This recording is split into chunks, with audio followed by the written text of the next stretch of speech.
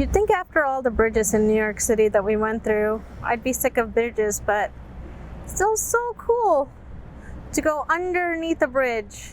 Just one of those life experiences that only being on a boat allows you to do. And today is a terrible day for sailing. If you can see the water, there is absolutely no wind and no current. I mean, to show me off, there's a little tiny sailboat there with its sails up, but our 21,000 pounds of turtle is not going to move at all with this wind. And there we go. Under the bridge we go. Again, so cool every time we do it. Oh, what a nice day. Hot day, but what a nice, beautiful summer day. Always wonderful to be back in Newport, the land of the mega yachts. And just other beautiful sailboats.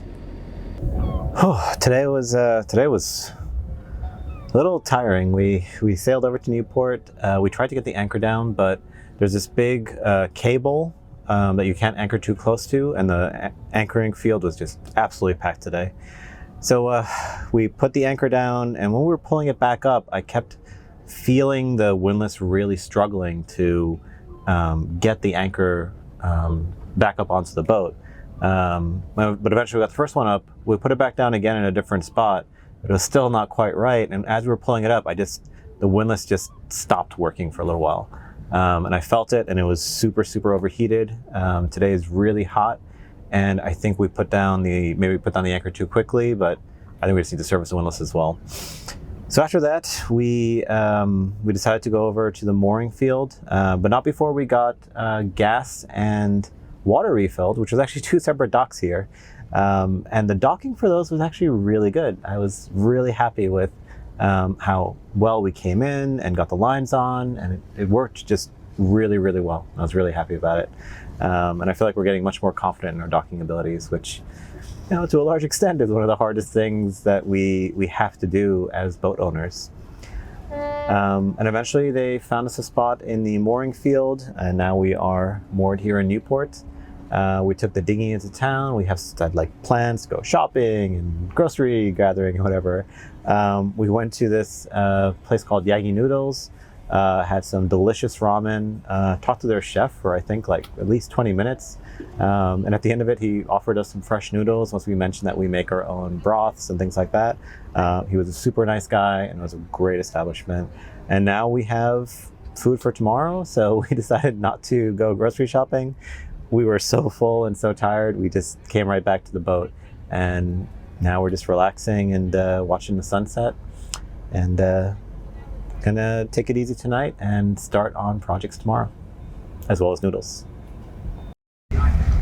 It is a cloudy, cool day here in Newport, and we are getting ready to start our week of projects. So hopefully it won't be just projects, but this was something that we'd planned for when we got to Rhode Island. We have guests coming in about a week to hang out with us for Labor Day weekend. So it is very important for us that we finish all the stuff up so that we can have fun. We made a list of to-dos, and we will hopefully scratch each of them off as we go along and be done with this list by the end of the week. But we'll see how that really goes.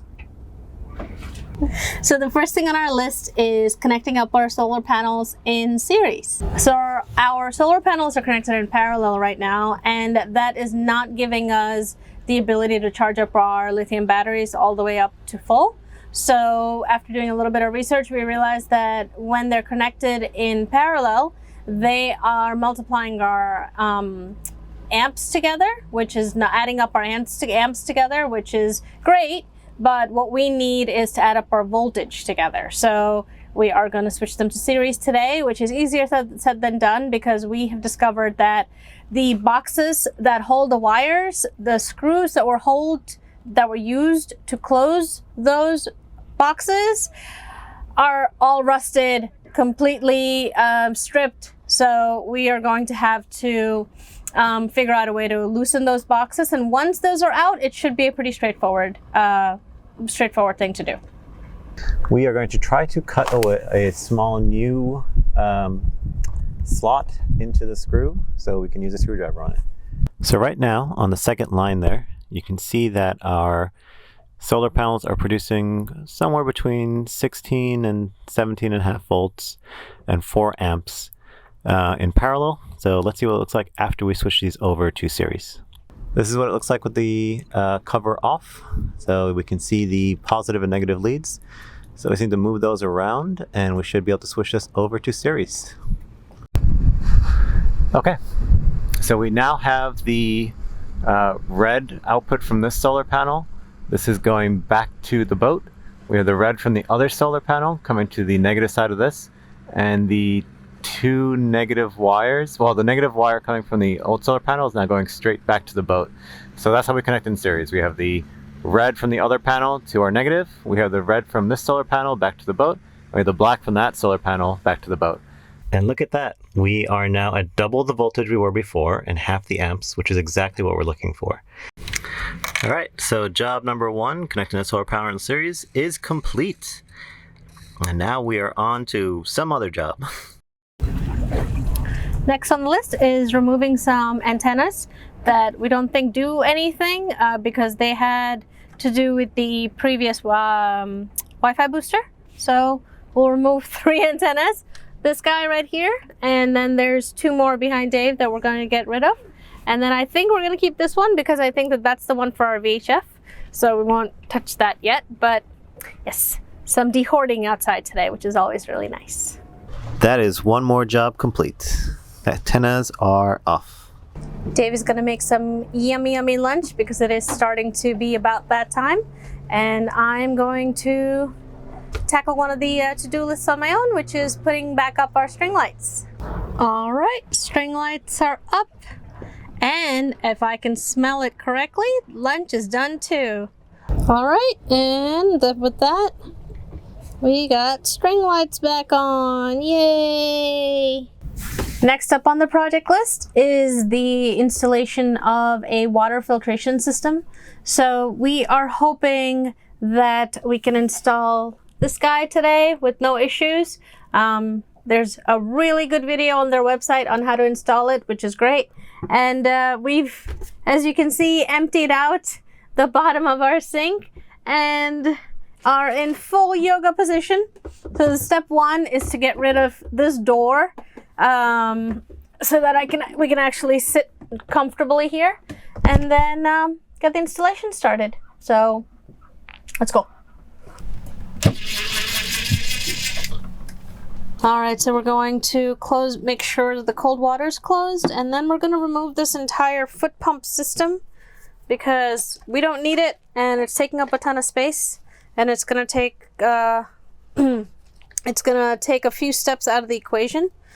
So that's a good thing. But first we have to figure out how this whole thing is attached in there.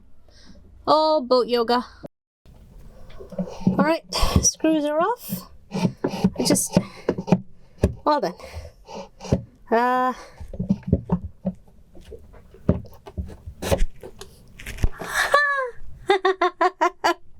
stupid, but ingenious. Okay, there you go. Foot pump loose. It's a pretty cool and simple system, but now we take this guy off and we can install PEX starting from here, and then install our filtration system from this point on, I think.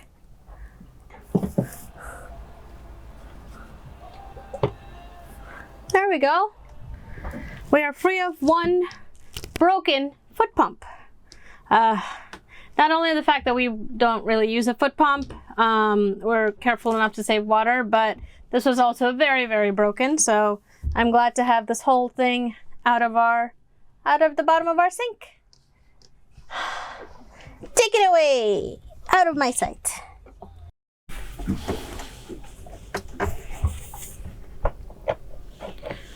All right, well, it's getting dark, but we got everything installed, all the tubing run, and everything's perfect and amazing, except 2 things. 1, we can't actually run it today because we're missing a 1/4 inch to a 1/2 inch connector. And the other problem is where I installed the Akiba is where this drawer is. And this drawer now doesn't open because I screwed it in. So we have to remove this guy, use shorter screws, redo all of this, and then plug these two in, and then we'll be done. And then we'll go get the piece that we need tomorrow at the hardware store. And then this project will be done. All right, we now have Akiva fully set up and the faucet all set up, and look, the drawer opens. It was so little, like it was just very little. So I just used the same screws, but we put some washers in that we had from some other project.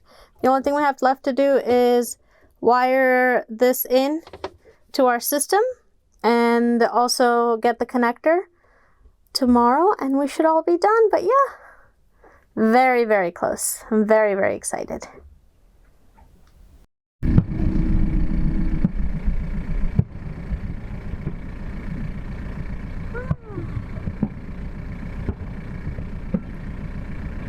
Oh, that one's so pretty.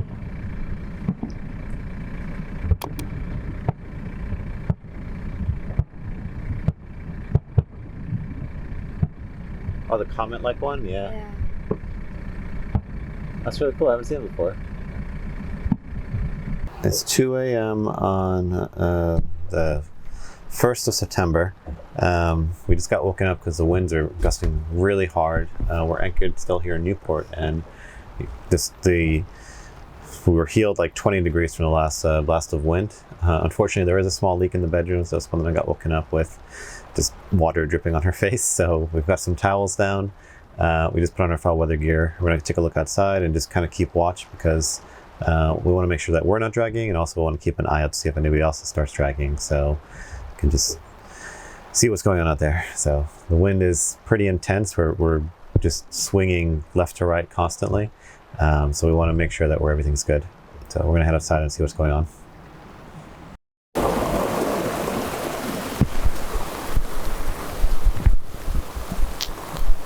I don't know if the camera is going to catch any of this, but this is way worse than Henry ever was. And we've got one boat here that already dragged. They've managed to restabilize themselves. 4 out of the 5 boats around us have somebody in the cockpit right now. I think just kind of watching for other boats dragging and themselves dragging. Turtle is hanging out, and I do wish the wind would calm down a little bit, but it's okay. We're okay. We are stable. Yeah, I see our catamaran friend near us. I think they're all on storm and anchor watch. But yeah, the wind is something fierce, and I think the rain is way worse than Henry ever was. About 26 feet. Over. It's now heading into the fairway. Over.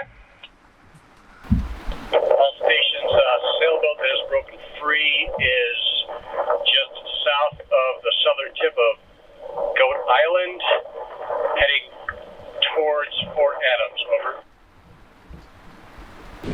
We maxed out at 42 knots. We're now at 33 knots. May not be very visible, but the 2 boats behind us look like they are dragging into each other, or at least turning into each other. It has been a very stressful hour here. Winds are staying around 30, 40.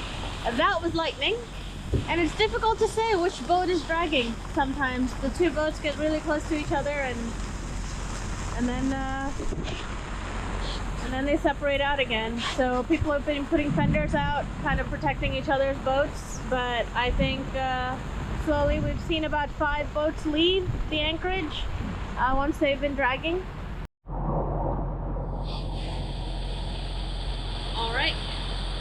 got the light shining on me because with all the lightning strikes, it's not like I have any night vision left anyway, but I thought we would capture a little bit of 4 o'clock in the morning.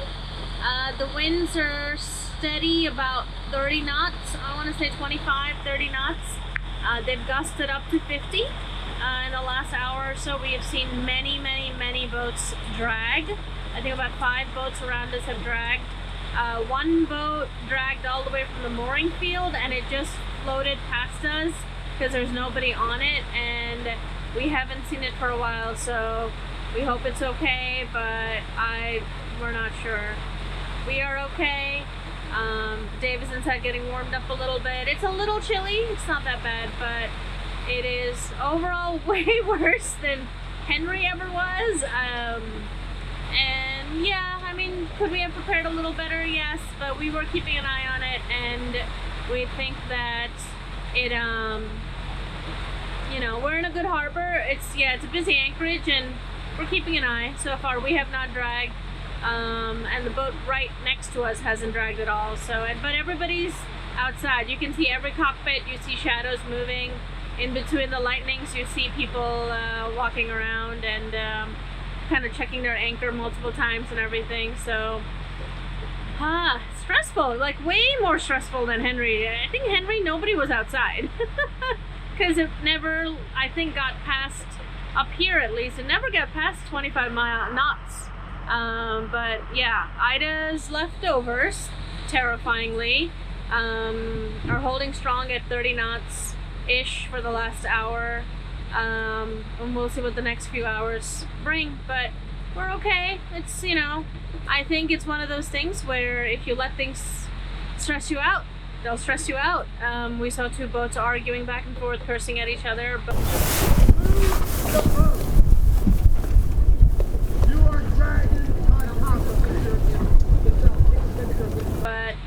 it's, you know, it's one of those things where it's like, if you feel unsafe, just pick up and go, you know. And I think if we feel unsafe, that's exactly what we're gonna do. So we'll check back in an hour.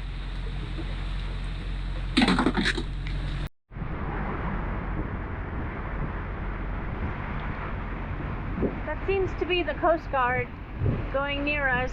There was a 26-foot boat in a mooring field that let loose, that kind of drifted through the entire anchorage, and I think it was recently notified to the Coast Guard that it was in fact on the rocks. So I think they are going searching for it. I don't know.